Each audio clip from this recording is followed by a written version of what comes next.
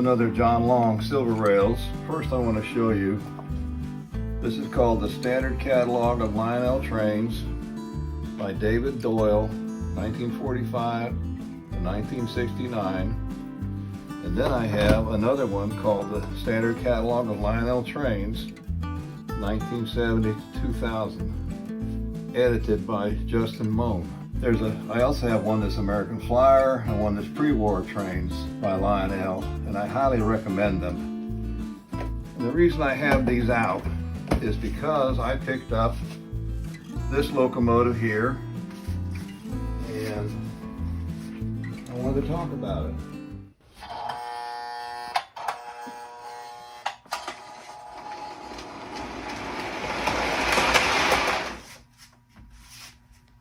As you can see, it's a bulky locomotive, very high because of this up here on the top.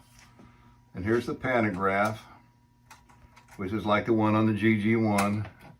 The metal railing, the stamped frame. This one is by MPC. It's based on the earlier one, the true post-war one that the old Lionel company made, which would be in this book. This catalog shows the earlier version by the old Lionel company, the true post-war engine. Now I'll read you what it says. 2329 Virginian. Of course, this book's not brand new. It's probably 20 years old, but it says, like new, $1,200. Excellent, $800. Very good, $500. That's why I don't have one, folks. Cataloged in 1958 to 1959, the 2329 was a representation of GE E-33 or EL-C rectifier locomotive, whereas the actual units had six-wheel trucks and were larger than contemporary diesel road switchers. The ever-resourceful Lionel Corporation based its model on the proven GP7 chassis. So, back in those days, it also had magnet traction. This does not have magnet traction. It has one motor in it, which I believe the original did too. This book here will tell us about the MPC version, which is 8659. That's the number on the cab. Let's see if we can find it in the book here, under the chapter called Electric Locomotives. And here it is. 8659, right there. That's the MPC edition. And what's it worth? Well, like new, $90. Excellent, $70. It doesn't really say much about it other than that. Then there's a Type 2, the one with the dark yellow nose decal. That would be up front. But the value is about the same, so there's not much reason to worry about whether you have Type 1 or Type 2. Now let's watch the train run. It has that buzzy E unit.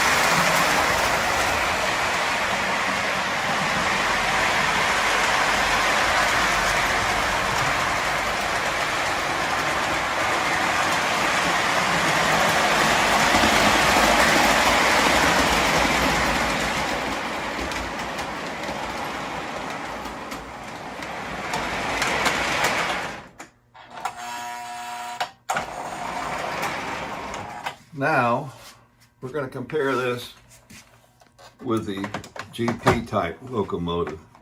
This one's by the old Lionel Corporation, a genuine post-war one. And you can see there, the frame apparently is the same. Of course, the bodies are different, and you can see how much bulkier this one is. Let me try putting this on the track in front, and we'll slide this up. And you can see that it's pretty close. The dimensions and everything except for the height. Very close. But this is a wonderful locomotive, at a very reasonable price, and I recommend it if you can find one. Why spend hundreds of dollars when you get a really neat MPC locomotive like that for less than $100 if you pay the fair price for it? And I have to say something else. Those books are 20 or more years old probably, and the prices, as I understand it, for the older trains have softened considerably, because the younger people seem to want the locomotives with all the bells and whistles and computer chips and this and that and the other thing. I don't care for those because I can't repair them. So let's see how the Jeep does. Hasn't been running a while, so the unit's a little sticky. There it goes.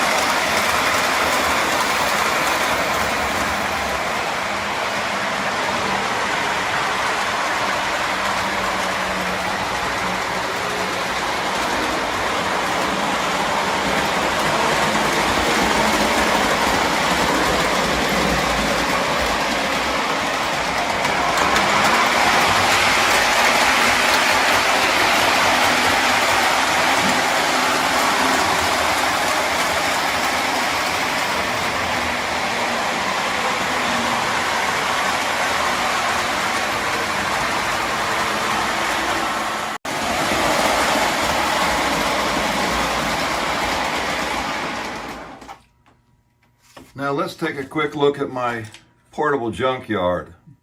The barbed wire fence is a repop of a Marks, like from a military set or something. And when you go to a train show or garage sales and things, look for the junk, the busted stuff. Make yourself a junkyard. Now for those in the metal detecting community who have subscribed to my channel, this little Tootsie Toy trailer was dug in my backyard. It still has some of the paint on it. It's just as found, except I filled it up with junk to go with my junkyard. I like to have lift out scenes like this because, well, this is my bridge that lifts out. Here's a little building I found somewhere. I put the stack on it and painted it to make it look more rustic. And it's my junkyard building.